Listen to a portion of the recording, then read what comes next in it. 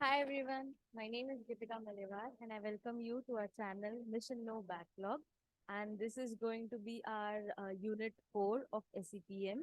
This video will contain 5 main questions of SCPM unit 4 and ये कल ही आप लोग का एग्जाम है एंड ये क्विक शॉर्ट वीडियो रहेगा पर प्रॉपर डेप्थ में रहेगा ये वीडियो एंड प्रॉपर एक्सप्लेनेशन के साथ ताकि आप अच्छे से आंसर राइटिंग कर पाओ एंड सभी टॉपिक्स यहाँ पे कवर है मेन इंपॉर्टेंट टॉपिक्स जो आपको कल बहुत ज्यादा बेनिफिशियल रहेंगे.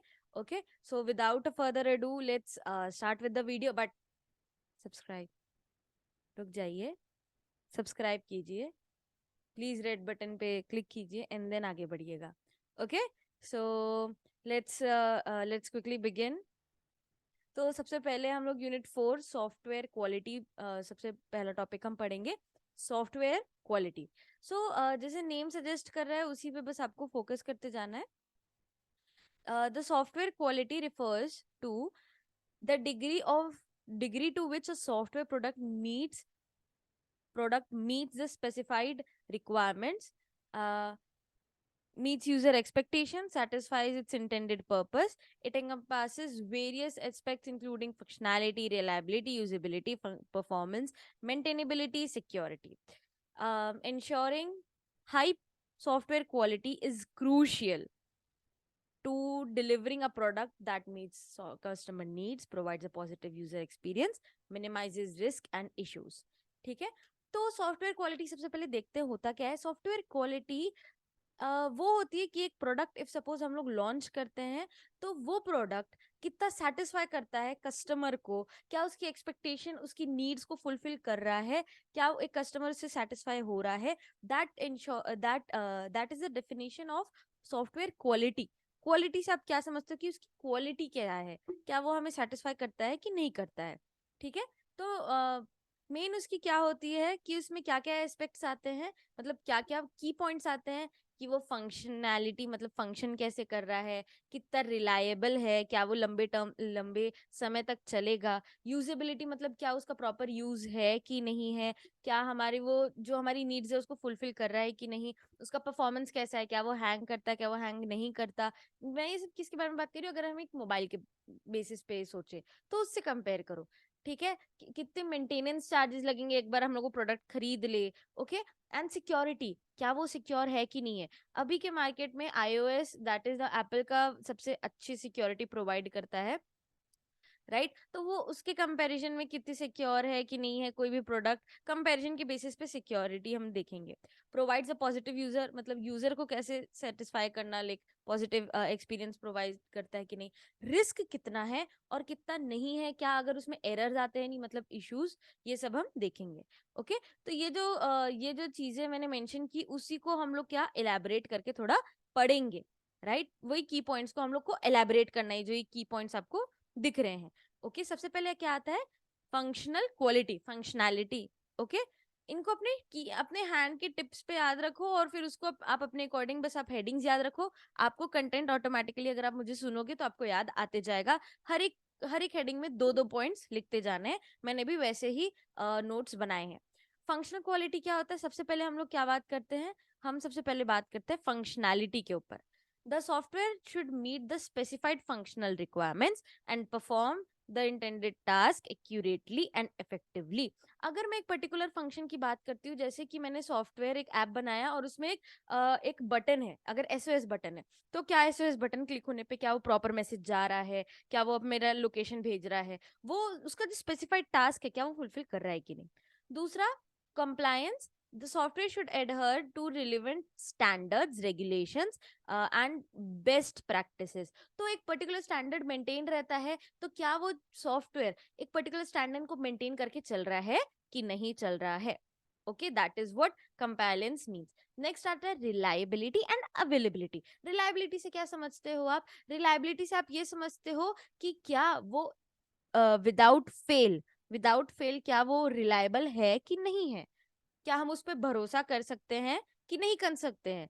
ठीक है, उसमें एरर्स नहीं आ रहे, क्रैश नहीं हो रहा है, मतलब वो रिलायबल है।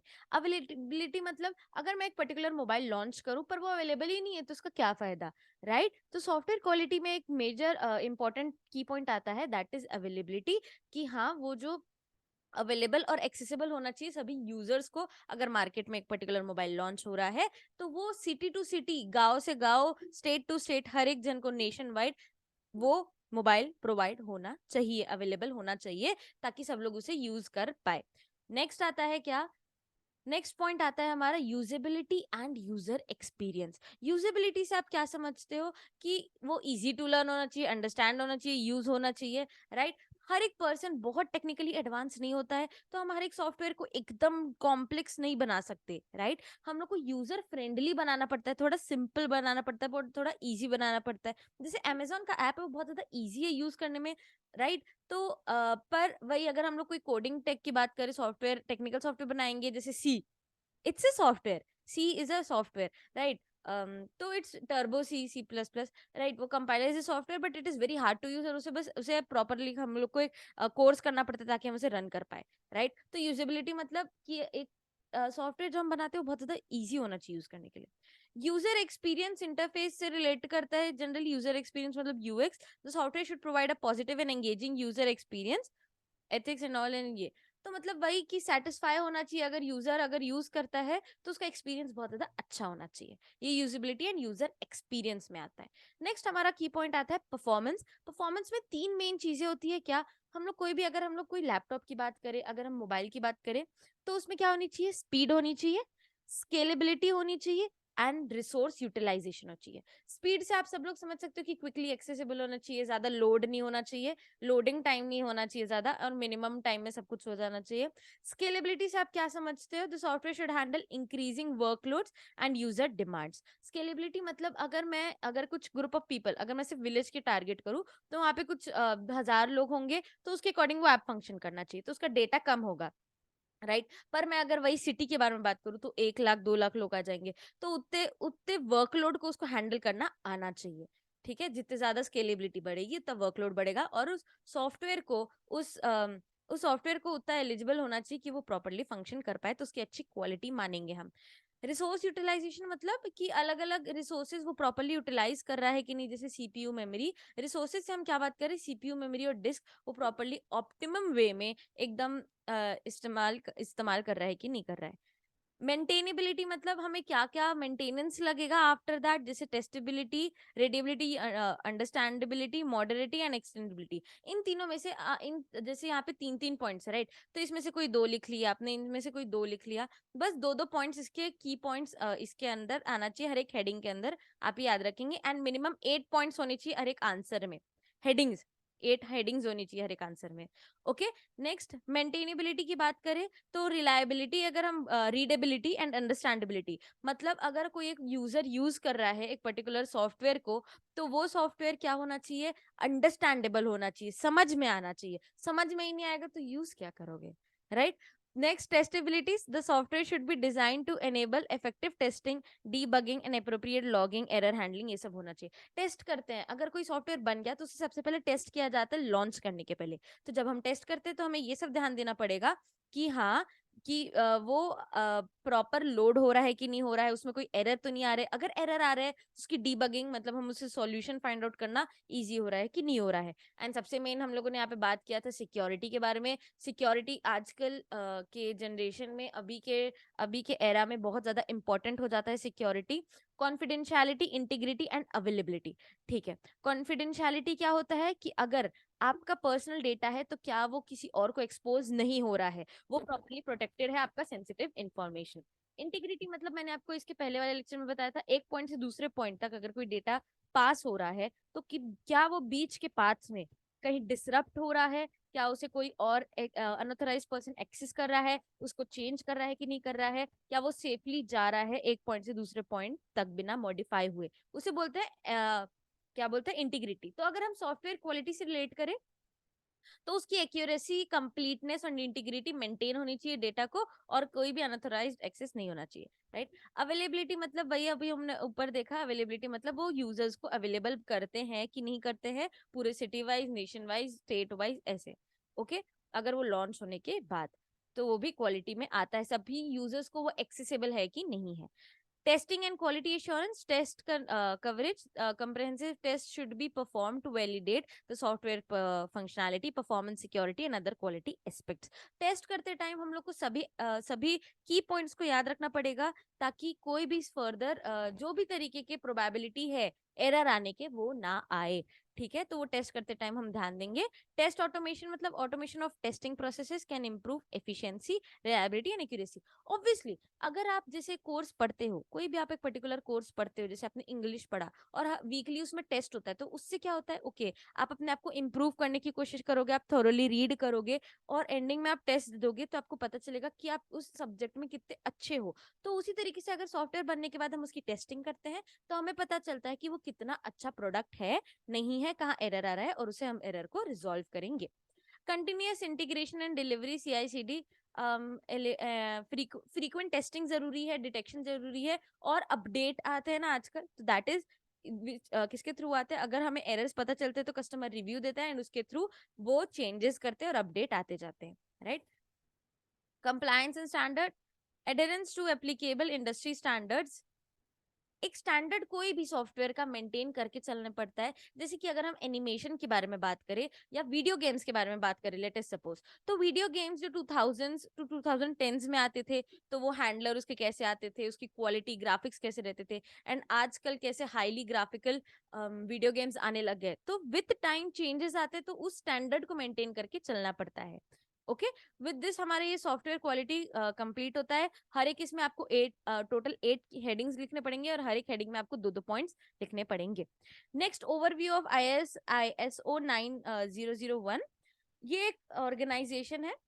ISO 9001 is an internationally recognized standard for quality management system developed by the international organization ISO. Okay, ISO 9001 एक स्टैंडर्ड लाइन, एक स्टैंडर्ड डॉक्यूमेंट, जो ये रूल बुक बोल सकते हो, जो हर एक सॉफ्टवेयर को फॉलो करना पड़ता है। जिसे स्टैंडर्ड हम लोग फिजिक्स में नहीं पढ़ते थे, एक स्टैंडर्ड वैल्यू, SI वैल्यू पढ़ते थे, हर एक चीज के स्टैंडर्ड वैल्यू जो ओवरऑल वर्ल्ड वाइड यूज करते हैं, उसकी अलग अलग डिफरेंट वैल्यूज तो होती है, पर हम स्टैंडर्ड यूनिट यूज किया करते थे। तो इसी तरीके से अगर हम कंप्यूटर साइंस से डील करें, तो इसमें क्या होता है, स्टैंडर्ड हमको मेंटेन करके चलना पड़ता है, और वो कौन डिफाइन करता है, ISO डिफाइन करता है, एंड डिफाइन करता है, ये ऑर्गेनाइजेशन डिफाइन करता है।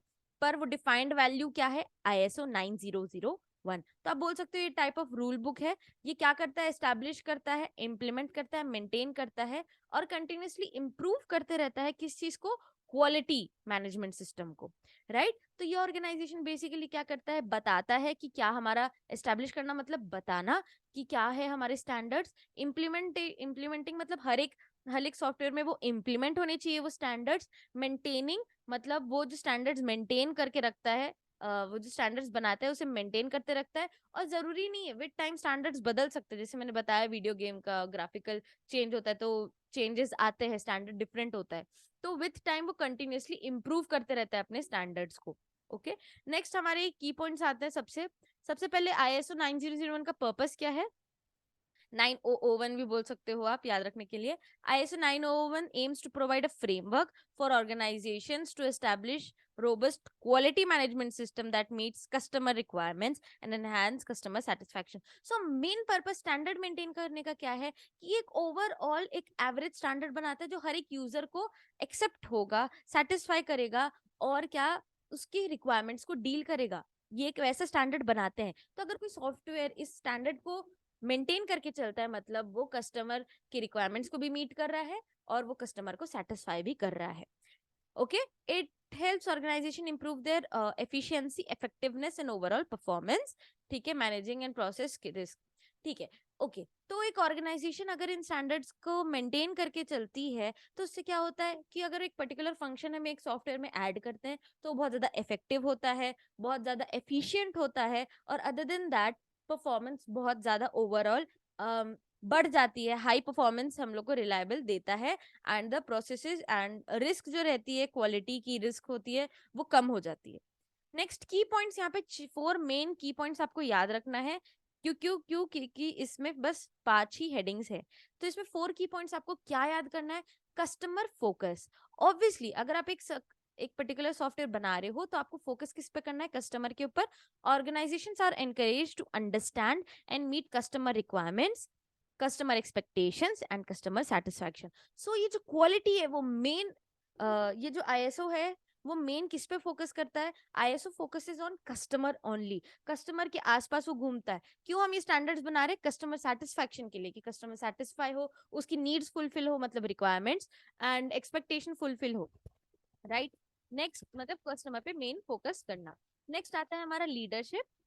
Top management plays a vital role in setting a quality oriented vision, defining policies, driving organizational commitment to quality। ठीक है, लीडरशिप से हम क्या मेन समझते हैं, क्या कि ये बहुत ज्यादा एक वाइटल रोल प्ले करता है इसमें, हमने जो ऊपर पढ़ा सॉफ्टवेयर क्वालिटी में। ठीक है, प्रॉपर पॉलिसी डिफाइन करता है जो सबको लेके चलनी पड़ती है। नेक्स्ट हमारा पॉइंट आता है कंटिन्यूअस। नेक्स्ट हमारा पॉइंट है कंटिन्यूअस इंप्रूवमेंट। कंटिन्यूअस इंप्रूवमेंट मतलब update.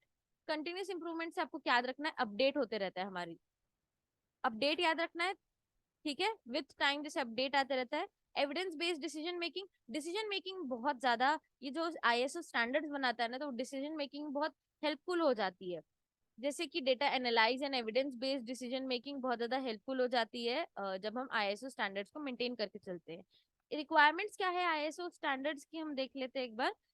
A set of requirements specify करता है, आईएसओ 9001 एक सेट ऑफ रिक्वायरमेंट स्पेसिफाई करता है। ठीक है, जो फुलफिल करना बहुत ज्यादा जरूरी है, तभी आपको सर्टिफिकेशन मिलेगा, राइट। तो बेसिकली आपको क्या करना है, उस एक पर्टिकुलर जो स्टैंडर्ड्स है उसको अगर आप फुलफिल करोगे तभी वो आपको सर्टिफाई करेगा। जैसे वेरीफाई करेगा, वेरिफिकेशन होता है ना, तो उसी तरीके से सर्टिफाई होता है अगर आप एक पर्टिकुलर स्टैंडर्ड को मीट करते हो। ओके, तभी हम बोलेंगे कि वो आईएसओ 9001 सर्टिफाइड है या 901 सर्टिफाइड है। आइडेंटिफाइंग मैनेजिंग इंटरनल, तो इसमें रिक्वायरमेंट्स क्या क्या हो सकते हैं कि manage external and internal stakeholders को आप प्रॉपरली आइडेंटिफाई करो और उनको मैनेज कर पाओ। जो अंदर और बाहर के स्टेक होल्डर्स रहते हैं, ठीक है, वो प्रॉपरली आइडेंटिफाई और मैनेज कर पाओ। जो रिस्क असेसमेंट है, अगर आप रिस्क आ रहे हैं आपके सॉफ्टवेयर में तो आप क्या किस तरीके से आप उसे मैनेज कर पाते हो, किस तरीके से आप उसके बारे में सोच रहे हो, और क्या उसे आप प्रॉपरली मेंशन और रिपोर्ट बैक कर सकते हो। Defining and documentation process properly होने चाहिए, बहुत ज्यादा इंपॉर्टेंट हो जाता है डॉक्यूमेंटेशन, राइट। और मॉनिटरिंग एंड मेजरिंग की परफॉर्मेंसेस, क्या होता है कि आप एक सॉफ्टवेयर बना रहे हो तो आप उसे प्रॉपरली सुपरवाइज मतलब मॉनिटर कर पा रहे हो कि नहीं कर पा रहे हो। मेजरिंग की परफॉर्मेंस इंडिकेटर्स मतलब क्या कस्टमर अगर सेटिस्फाई हो रहा है, और अगर नहीं हो रहा है तो क्या आप उससे रिलेटेड की पॉइंट्स देख सॉल्यूशन प्रोवाइड कर पा रहे हो कि नहीं कर पा रहे हो। अब आईएसओ 9001 के बेनिफिट्स क्या है, there are these are the 4 benefits which are mentioned over here. ठीक है, कस्टमर सेटिस्फैक्शन, ऑब्वियसली हम लोगों ने ऊपर से देखा कि इंप्रूव हो पाती है। क्यों, क्योंकि कस्टमर की नीड्स फुलफिल हो रही है, वो सेटिस्फाई हो पा रहे हैं, क्योंकि हम एक स्टैंडर्ड मेंटेन करके चल रहे हैं ना। तो कस्टमर्स भी वो स्टैंडर्ड्स चाहते हैं, कस्टमर के अकॉर्डिंग वो स्टैंडर्ड बनते हैं, हमेशा याद रखना। Next, enhance efficiency and effectiveness. अगर हम एक कोई पर्टिकुलर सॉफ्टवेयर बना रहे हैं, प्रोजेक्ट पे काम कर रहे हैं, एक्टिविटी पे काम कर रहे हैं, तो वो प्रोसेस बहुत ज्यादा ऑप्टिमाइज हो जाता है। वेस्ट जो होता है वो रिड्यूस हो जाता है अगर हम इस स्टैंडर्ड को मेंटेन करके चले, क्योंकि हमें और कोई स्टैंडर्ड, हमें किसी और पे ध्यान नहीं देना पड़ता, हमें इस स्टैंडर्ड को मेंटेन करना है, right. Increase credibility and market opportunity, मतलब कि अगर हम लोग आईएसओ 9001 सर्टिफाइड है तो मतलब क्योंकि लोग हम पे भरोसा कर सकते हैं एंड हम लोग एक रेपुटेशन मेंटेन करके चल रहे हैं उसकी, तो हमारी क्रेडिबिलिटी और मार्केट में अपॉर्चुनिटी बढ़ जाती है। जैसे हम बोलते हैं ना कि हमारे पास, लाइक हम लोगों ने बीटेक किया है आईआईटी से, एनआईटी से, तो हमारे पास एक पर्टिकुलर रेपुटेशन आ जाता है as compare to. Okay, next. Next अगर हम बात करें रिस्क मैनेजमेंट की and compliance encourages organization to identify and manage risk, ensuring compliance to regulatory and legal requirements। Risk management क्या होता है कि अगर कोई पर्टिकुलर रिस्क आ रही है, कोई एरर आ रहा है, कोई इशू आ रहा है, तो क्या आप उसे प्रॉपरली फुलफिल कर पा रहे हो कि नहीं कर पा रहे हो, उसे मैनेज कर पा रहे हो और उसका सॉल्यूशन प्रोवाइड कर पा रहे हो कि नहीं कर पा रहे हो। अब इसमें सर्टिफिकेशन हम बोलते हैं कि आईएसओ 9001 हमें सर्टिफिकेशन प्रोवाइड करती है, तो वो किस तरीके से सर्टिफिकेशन प्रोवाइड करती है। Organization can seek ISO 9001 certification by implementing the QMS that complies with the standards requirement। तो अगर हम आईएसओ ने जो हमारी रूल बुक निकाली है, सपोज हम बोले उसे स्टैंडर्ड को मीट करते हैं आईएसओ के, तो वो हमको सर्टिफिकेशन प्रोवाइड करेगा। इस टिपिकली ऑब्वियसली अगर हम एक सर्टिफिकेट प्रोवाइड करें तो वो कुछ टाइम पीरियड के लिए, just like subscription, time period के लिए ही हम लोग को प्रोवाइड होगा। आफ्टर विच हम फिर से सर्विलेंस होगी, फिर से उसको टेस्ट के थ्रू जाना पड़ेगा और तब सर्टिफिकेट प्रोवाइड होगा। ओके, इसके साथ हमारा ISO 9001 क्वेश्चन कंप्लीट होता है। Moving ahead to SEI. SEI capability maturity model. ये मॉडल बहुत ज्यादा इंपॉर्टेंट, क्विक एंड शॉर्ट है, बहुत ज्यादा इजी है याद रखने के लिए, तो इसे हम लोग क्विकली गो थ्रू करते हैं। सबसे पहले the capability maturity model, CMM, capability maturity model is a framework developed by the software engineering institute. तो CMM को किसने बनाया है? एसईआई ने बनाया। एसईआई क्या है? सॉफ्टवेयर इंजीनियरिंग इंस्टीट्यूट ने CMM बनाया है। कहाँ पे? कार्नेज मेलन यूनिवर्सिटी में। इसको अगर आप लोग यानी भी याद रखोगे तो चलेगा फिलहाल, क्योंकि कल ही एग्जाम है, राइट। तो it provides a set of best practices for improving software development processes within an organization. ठीक है, set of best practices. The CMM focuses on 5 levels maturity of process maturity, each representing different levels of processes and all and all and all। ठीक है, okay.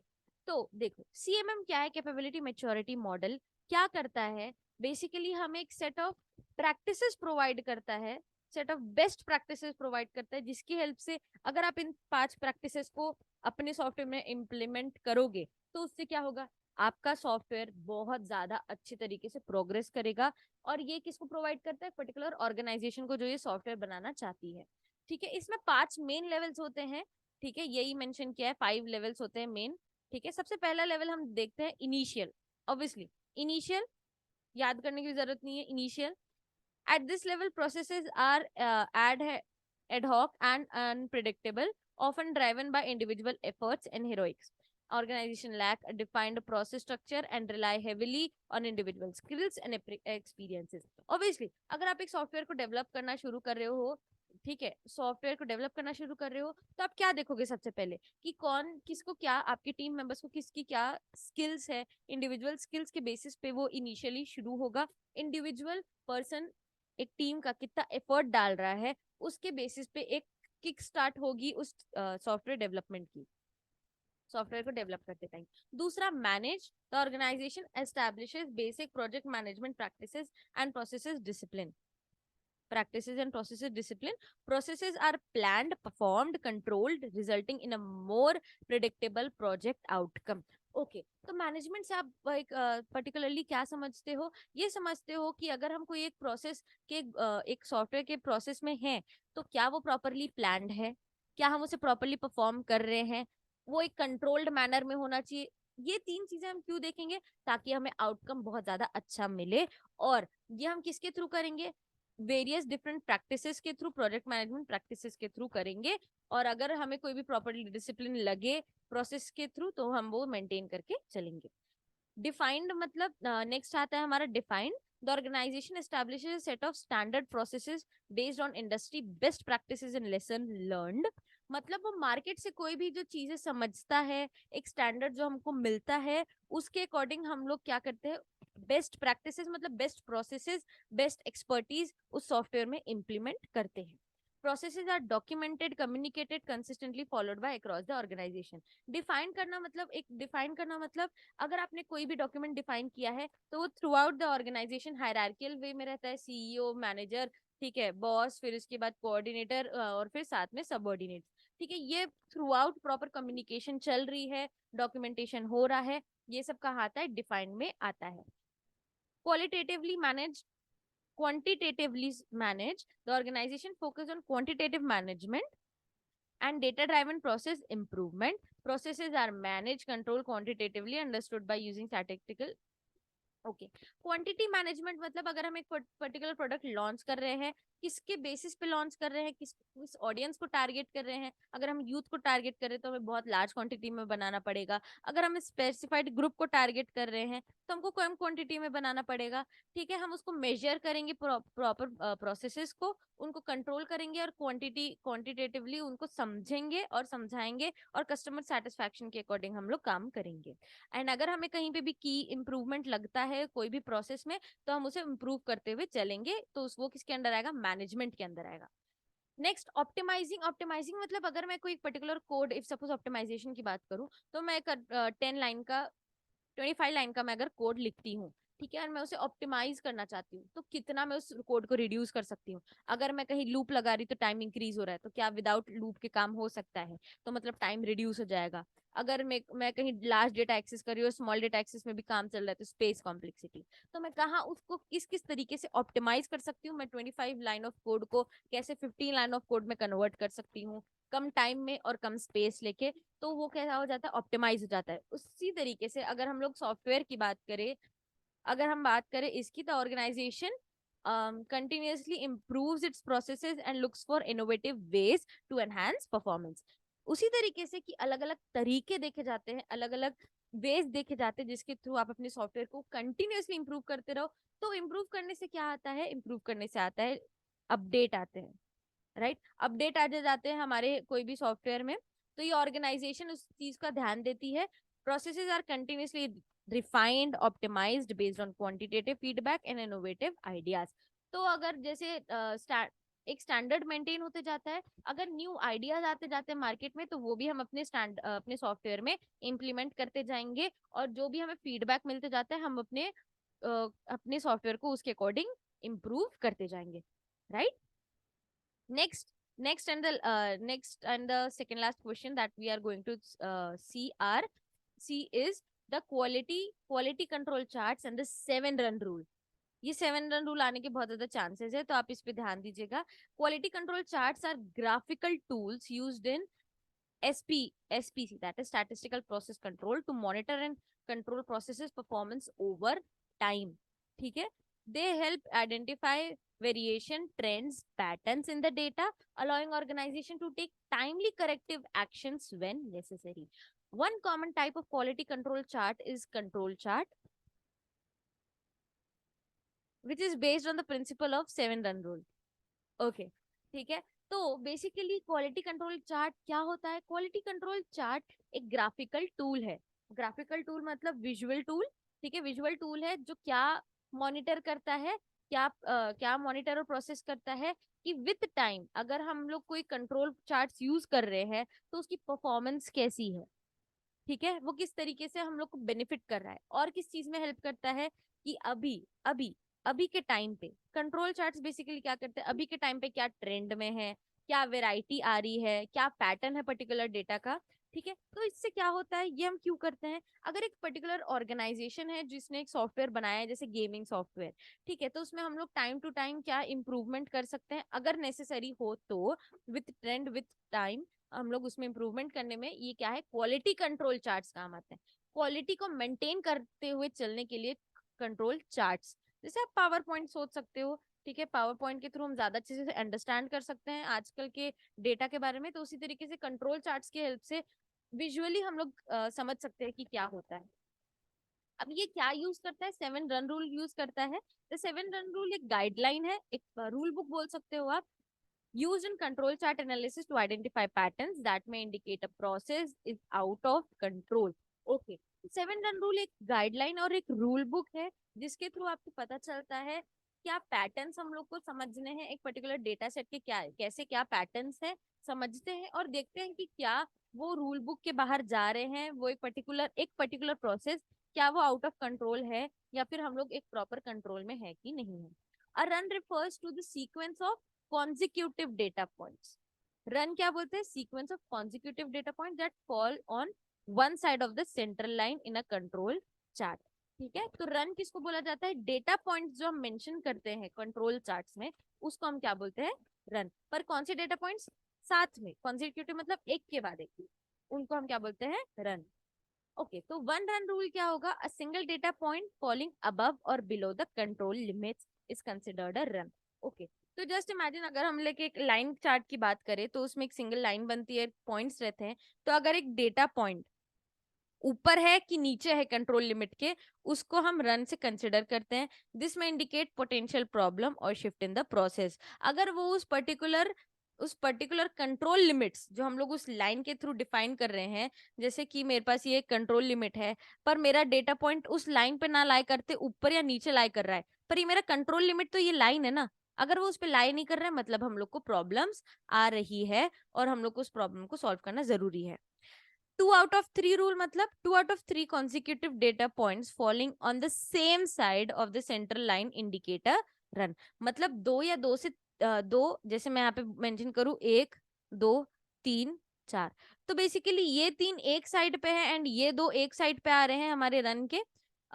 तो वो क्या करता है कि वो डेटा पॉइंट्स कहाँ फॉल कर रहे हैं, बेसिकली इसको मेंशन करता है। ये क्यों है, ये किस चीज के लिए काम आता है? This rule helps identify sustain deviation from the expected process behaviour. तो वो किस तरफ डेविएट हो रहा है हमारा, अगर ये क्वालिटी लाइन है, क्वालिटी कंट्रोल लाइन है, तो किस तरफ हमारा डेटा पॉइंट जा रहा है, मतलब कहाँ हमारी क्वालिटी मीट हो रही है कि मीट नहीं हो रही है, कहाँ हम लोग को चेंजेस लाने हैं। एक पैटर्न समझने में हेल्पफुल होता है।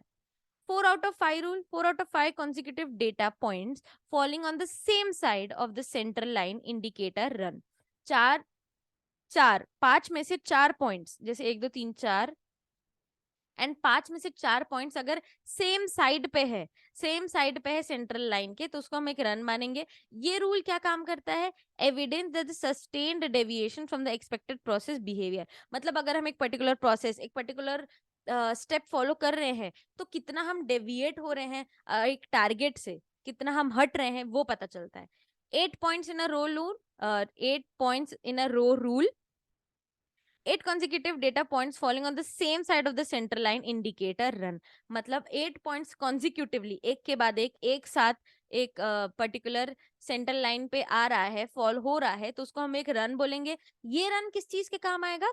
This suggest a more significant departure from the expected process behaviour. तो हमारा एक पर्टिकुलर स्टैंडर्ड एक प्रोसेस बिहेवियर है, तो हम कितना दूर है उस प्रोसेस से, हमें इस 8 पॉइंट रूल से पता चलता है।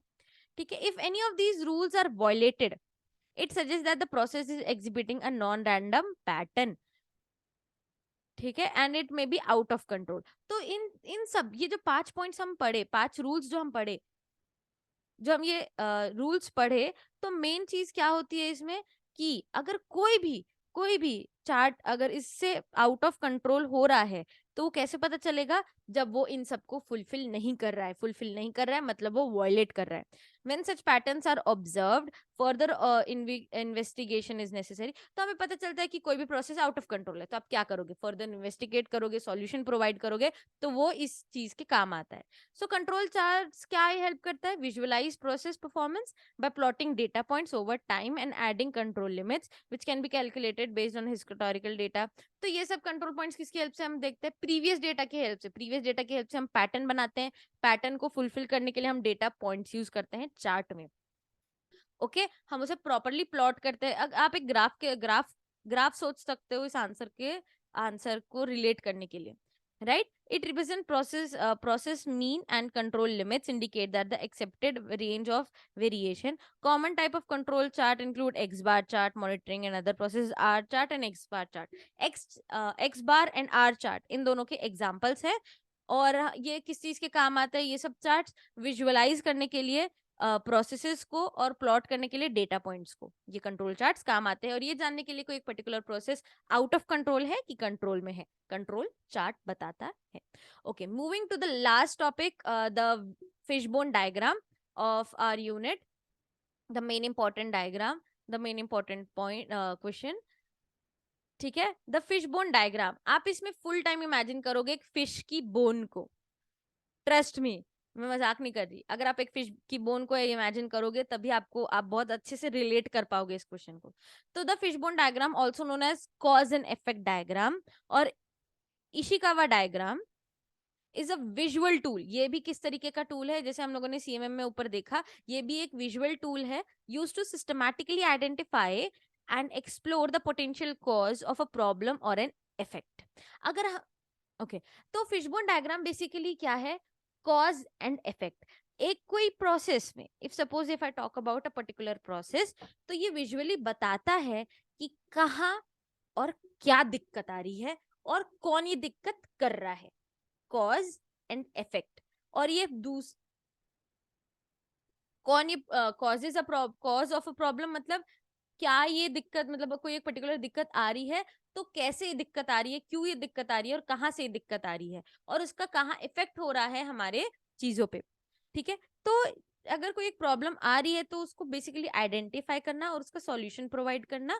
ठीक है, पर उसके पहले हम लोगों को उसको आइडेंटिफाई तो करना पड़ेगा ना। तो वो कौन क्या काम आता है? फिशबोन डायग्राम इस चीज के काम आता है। इट हेल्प्स टीम्स और individuals to understand the various factors that contribute to a particular issue and to brainstorm possible causes. ठीक है, तो देखो अगर हम एक सॉफ्टवेयर से डील कर रहे हैं तो हम लोग एक बेसिकली बहुत अलग अलग टाइप के एरर्स आएंगे, तो उन एरर्स को आइडेंटिफाई करना, उन इश्यूज को आइडेंटिफाई करना बहुत ज्यादा हार्ड हो जाता है। बट फिशबोन डायग्राम क्या करता है? इन चीजों में हेल्प करता है। प्रॉब्लम को आइडेंटिफाई करने में बहुत ज्यादा हेल्प करता है, और अगर हमने एक बार आइडेंटिफाई कर लिया तो वो क्यों हो रही है वो प्रॉब्लम, उसको भी आइडेंटिफाई करने के लिए फिशबोन काम आता है। यही है इसका meaning, brainstorm possible causes. Causes क्यों हो रही है वो प्रॉब्लम आइडेंटिफाई करने में काम आता है। ठीक है, अब ये एक स्केलेटन ऑफ अ फिश को रिसेंबल करता है, इसलिए हम लोगों ने इसे फिश बोन रखा है नाम। हमने नहीं, मतलब लोगों ने इसके डेवलपर ने इसका नाम फिश बोन रखा है। प्रॉब्लम और इफेक्ट। अब इसमें प्रॉब्लम और इफेक्ट क्या क्या आती है? स्टार्ट बाय, देखो मैंने ब्लू कलर यूज किया है, fish water. Start by identifying and clearly defining the problem or effect that you want to investigate. This effect is typically based on the head of the fishbone diagram and at the right end of the horizontal line. तो just imagine एक fish है, तो उसके sir पे क्या होगा? देखो, start by identifying and clearly defining the problems और effect that you want to investigate. तो सबसे पहले यहाँ पे क्या है? प्रॉब्लम को सॉल्व करने से पहले आइडेंटिफाई करना तो जरूरी है ना। आप किसी डॉक्टर के पास जाओगे और आप बताओगे नहीं मेरे को मेडिसिन दे दो, तो पहले आप बताओगे कि आपकी प्रॉब्लम क्या है, तो उसके अकॉर्डिंग वो प्रिस्क्राइब करेंगे। तो उसी तरीके से हमें पहले आइडेंटिफाई करना पड़ता है, प्रॉब्लम को प्रॉपरली डिफाइन करना पड़ता है कि क्या क्या तकलीफ आ रही है। ठीक है, कहाँ कहाँ प्रॉब्लम आ रहा है, कहाँ कहाँ वो इफेक्ट हो रहा है एक पर्टिकुलर प्रोसेस पे। उसके अकॉर्डिंग हम लोग क्या फाइंड आउट करते हैं? उसका सॉल्यूशन फाइंड आउट करते हैं। ठीक है, अब ये प्रॉब्लम्स कहाँ हम लोग एक जगह एक्यूमुलेट करते हैं? उसके हेड पे। फिश को तो छोड़ो, सबसे पहले उसके हेड पे हम लोग इसको आइडेंटिफाई करते हैं, उसको प्लेस करते हैं बेसिकली। ठीक है, of the fishbone diagram at the right end of the horizontal line. Right and पे, एक हॉरिजॉन्टल लाइन की राइट एंड पे हम लोग उसको पॉइंट करते हैं। मेजर कैटेगरीज, तो यहाँ पे 5 मेजर कैटेगरीज, 5M आपको याद रखने हैं। ठीक है, अब हम एक हॉरिजॉन्टल लाइन ड्रॉ करेंगे फ्रॉम लेफ्ट टू राइट। ठीक है, हम एक पर्टिकुलर लाइन ड्रॉ करेंगे from left to right, horizontal line. ठीक है, diagram towards the left and the line represent the backbone of the fish. ठीक है, तो ये लाइन क्या बेसिकली रिप्रेजेंट करती है? ये line basically backbone of the fish की रिप्रेजेंट करती है। जैसे अगर ये एक पर्टिकुलर मछली है तो इसकी एक बैकबोन होती है, तो वो इसको रिप्रेजेंट करती है। जहां ये इसका हेड है, हेड पे हम लोग अपना प्रॉब्लम या इफेक्ट को रखते हैं। ठीक है, तो मेन इसमें क्या होता है? Methods, mechanics, sorry methods, machines, material, measurement and man power, ये सब चीजें इसमें मेंशन रहती है। मेथड्स मतलब आप क्या समझते हो? क्या प्रोसेसेस आप यूज कर रहे हो, क्या प्रोसीजर आप यूज कर रहे हो, क्या आप अलग अलग मेथड्स लगा रहे हो कोई एक पर्टिकुलर टास्क और प्रोसेस को करने के लिए। मशीन्स, इसमें क्या मशीन्स मतलब क्या क्या यूज हो रही है। जैसे अगर मैं ये एक पर्टिकुलर सेटअप की बात करूँ, तो मेरे को मोबाइल यूज हो रहा है, लैपटॉप यूज हो रहा है, माइक यूज हो रहा है, पैड यूज हो रहा है। ठीक है, राइटिंग पैड, और उसके अलावा फिर लाइट यूज हो रही है। तो ये सब मटेरियल टेक्नोलॉजी में कोई यूज हो रही है, एक स्टैंड यूज हो रहा है। ठीक है, तो ये सब टेक्नोलॉजी में यूज करती हूँ इस प्रॉपर प्रोसेस को करने के लिए। तो क्या क्या मशीन हमें यूज होती है? मटेरियल मतलब raw material, supplies, resources. Resources जैसे हमने पिछले वाले वीडियो में बात किया था, क्या क्या रिसोर्सेज हम लोग को लग सकते हैं, क्या रॉ मटेरियल लगेगा उस एक पर्टिकुलर प्रॉब्लम को आइडेंटिफाई करके सॉल्व करने के लिए। Measurements, matrices data measurements taken, तो हम लोग प्रॉपरली अगर हम मेजरमेंट लेंगे किसी भी चीज का उसे आइडेंटिफाई करने के लिए, एंड मैन पावर मतलब human resources skills and training, हम लोग को ह्यूमन रिसोर्सेज क्या लगेगी क्या नहीं लगेगी, हम लोग को स्किल्स कौन से लगेंगे, और हम लोग को अगर नहीं है स्किल्स तो उस पर्टिकुलर पर्सन को कैसे ट्रेनिंग प्रोवाइड करनी है वो भी देखना पड़ेगा। ठीक है, नेक्स्ट आता है sub causes. For each major category draw diagonal lines extending from the backbone to create a smaller bone. ठीक है, जैसे कि अगर एक बैकबोन है तो एक बैकबोन में भी छोटी छोटी छोटी छोटी छोटी छोटी बोन्स रहती है, राइट। ठीक है, तो अगर हमें कोई पर्टिकुलर प्रॉब्लम आ रही है तो एक सब प्रॉब्लम भी तो आएगी ना। ठीक है, ठीक है, the smaller bones represent the sub causes और potential factors which with each category. ठीक है, तो ये हमारा मेन कॉज हो गया कि क्यों हमारा मेजर आ रहा है, पर इसके अलावा भी छोटे छोटे छोटे छोटे कॉजेज होंगे कि क्यों एक पर्टिकुलर प्रॉब्लम हो रही है, राइट। ठीक है, अगर मैं बोलूँ कि मेरे को सर्दी है तो ठीक है, तो वो लंग से डील करता है। ठीक है, पर फिर मैं उसके और उसको सब डिवाइड करूंगी कि ठीक है मैंने आइसक्रीम खाई थी, मैंने आइसक्रीम के बाद ठंडा पानी पिया था, तो उसके कारण मेरे को सर्दी हो रही है। तो वो मेरा एक मेन फैक्टर क्या है कि मेरे को लंग्स में दिक्कत हो रही है, मतलब मेरे को सर्दी है, वो मेरा मेन एरर है। ठीक है, और उसके सब एरर क्या है, उसके रूट और कॉजेज क्या है, वो हम देखेंगे। आइडेंटिफाई करना एक एरर और उसके सब एरर्स को आइडेंटिफाई करना, सब कॉजेज। ठीक है, तो ये छोटे छोटे बैकबोन के बाजू बाजू ये मेन कॉज है हमारा और ये सब कॉज है। Analysing and brainstorming, analysis and brainstorming मतलब अगर हम लोगों ने एक प्रॉब्लम आइडेंटिफाई कर लिया तो हम उसको प्रॉपर एनालिसिस करेंगे और एक ब्रेनस्टॉर्म करेंगे कि अरे ये हो क्यों रहा है।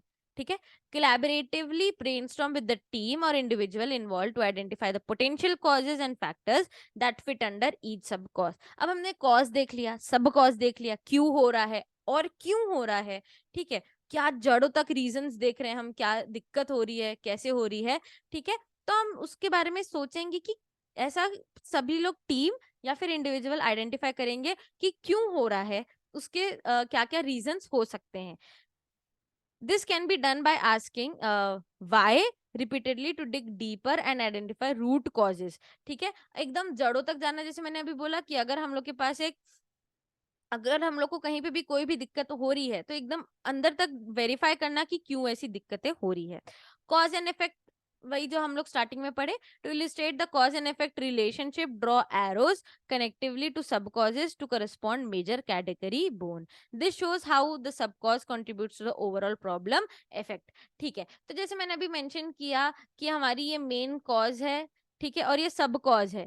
ठीक है, सब कॉज किस तरीके से इफेक्ट करती है मेन कॉज को, मेन प्रॉब्लम को, वो कौन बताता है, कॉज एंड इफेक्ट रिलेशनशिप। मतलब क्या कॉज है और किस तरीके से इफेक्ट कर रहा है हमारे मेन प्रॉब्लम को, वो हम कैसे आइडेंटिफाई करेंगे, सब कॉजेस किस तरीके से ओवरऑल प्रॉब्लम को इफेक्ट करता है वो हम देखते चलेंगे। एनालिसिस एंड एक्शन वही होगा, सॉल्यूशन प्रोवाइड करना।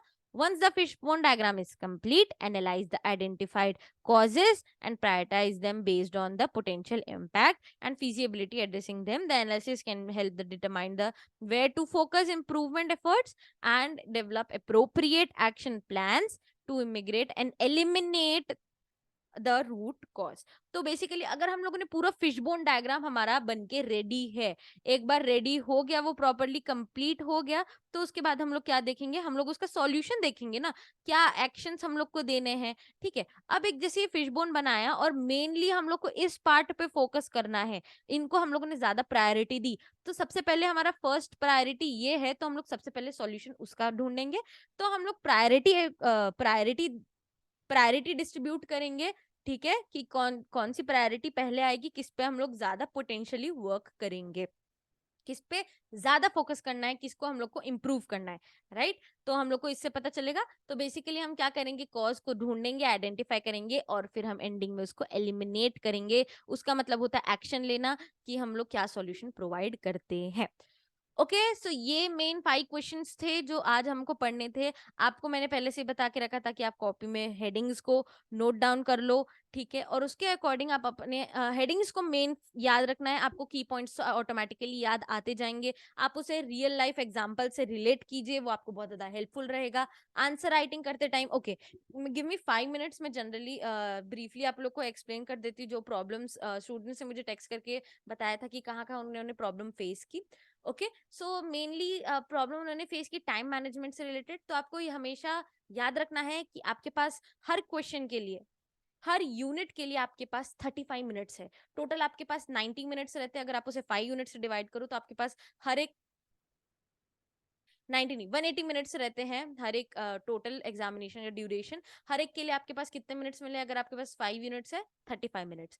35 मिनट्स को भी आप और डिवाइड कर सकते हो 8 मार्क्स के लिए और 4 मार्क्स के लिए। तो 8 मार्क्स के लिए आपको क्या करना है? 8 मार्क्स के लिए आपको इफ सपोज आप 12 मिनट्स ले रहे हो तो बचे हुए आपके कितने 24 5 मिनट्स, या फिर आप 10 मिनट्स भी ले सकते हो हर एक क्वेश्चन के लिए। 10 मिनट्स 4 मार्क्स के लिए भी एंड 8 मार्क्स के लिए भी 10 मिनट्स, एंड बाकी 5 मिनट आप डिस्ट्रीब्यूट कर सकते हो। तो आपके पास 35 मिनट से आपको ये याद रख के चलना है हर एक यूनिट के लिए उतने टाइम पीरियड में आपको कवर करना ही है एनी हाउ। और अगर वो कवर नहीं हो रहा है तो बाकी इसमें आपको एडजस्ट करना पड़ेगा। ठीक है। एंड इफ आई से मैं जैसे लिखती थी आंसर राइटिंग, तो 3 पेजेस अगर मैं बोलूँ are enough for 8 marks, and 2 pages और 1.5 pages more than enough for 4 marks. Right. Main pages भरने से कुछ नहीं होता, मेन आपकी हेडिंग्स, आप क्या टॉपिक्स डालते हो, मेन की पॉइंट्स, एंड हर एक की पॉइंट के सब पॉइंट्स। एक 8 मार्क्स के क्वेश्चन में 8 हेडिंग्स होने चाहिए एंड 4 सब हेडिंग, हर एक हेडिंग में 2 सब पॉइंट्स होने चाहिए उसको इलेबोरेट करने के लिए। और इलेबोरेट करने के बाद आपको अंडरलाइन करना बहुत ज्यादा इंपॉर्टेंट है। तो ये आंसर राइटिंग से रिलेटेड मैंने आपको की पॉइंट्स बता दिए, एंड टाइम मैनेजमेंट से रिलेटेड आपको ब्रीफली एक्सप्लेन कर दिया है। मैं इसका एक शॉर्ट वीडियो बना दूंगी और अच्छे से एक्सप्लेन करने के लिए। तो यहाँ पे हमारा यूनिट 4 कंप्लीट होता है एसीपीएम का। जल्दी जाओ, नोट्स डिस्क्रिप्शन में है। ठीक है। अगर आप समझ में नहीं आया है तो कमेंट डाउन करो, पर्सनली टेक्स्ट करो। अगर नोट्स में कोई आपको समझ में नहीं आता तो पर्सनली टेक्स्ट करो या कमेंट्स करो। ओके। अच्छे से पढ़ना। All the best, best of luck, and subscribe. Do like share and subscribe. अपने फ्रेंड्स को बोलो, एंड पॉइंट है, एंड मूवमेंट है, जल्दी से वो पढ़े। ये बहुत ज्यादा ब्रीफ रखा गया है एंड प्रॉपर्ली एनालाइज करके ये 5 क्वेश्चंस मैंने आपको मेंशन किए हैं जिनकी प्रोबेबिलिटी बहुत ज्यादा हाई है आने की। Okay. So with this I conclude the video, and unit 5 भी जल्दी से अपलोड होने वाला है। ओके। चलो बाय बाय।